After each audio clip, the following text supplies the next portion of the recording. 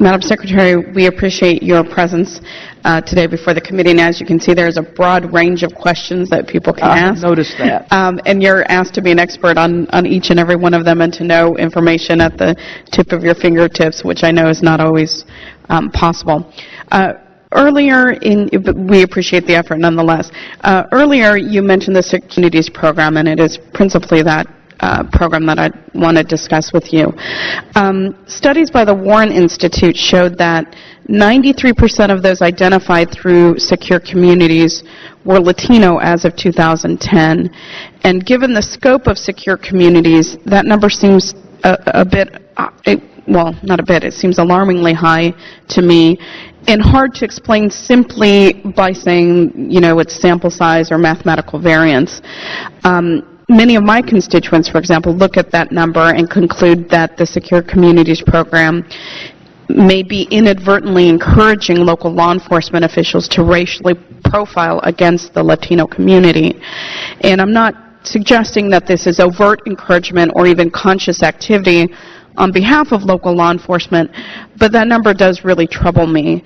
I'm wondering if perhaps you have a way to explain the 93% figure and what steps DHS has taken or could possibly take to address the concerns that are raised.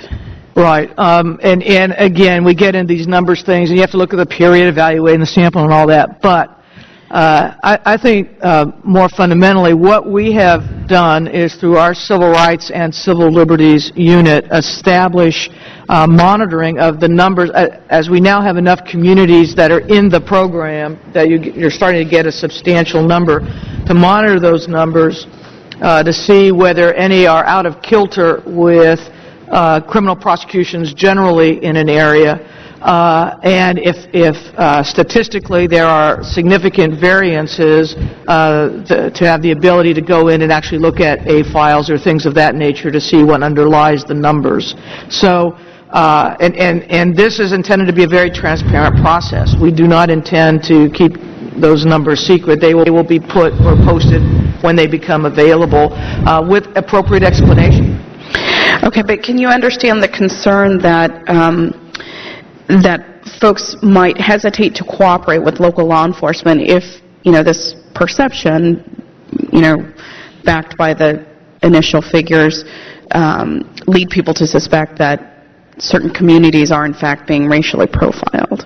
I can understand that concern. I can also understand that we have secure communities now in enough jurisdictions to know how you work with secure communities, how police departments continue their relationship with the local community, how you use neighborhood policing in the right way with respect to secure communities. There are best practices that are developed that are being shared. So I understand the concern. What I'm suggesting is that we need to continue to watch it, to watch the numbers, to do it in a statistically valid way, to be able to make those numbers transparent, and then to work with and share best practices among all of the jurisdictions now using the program.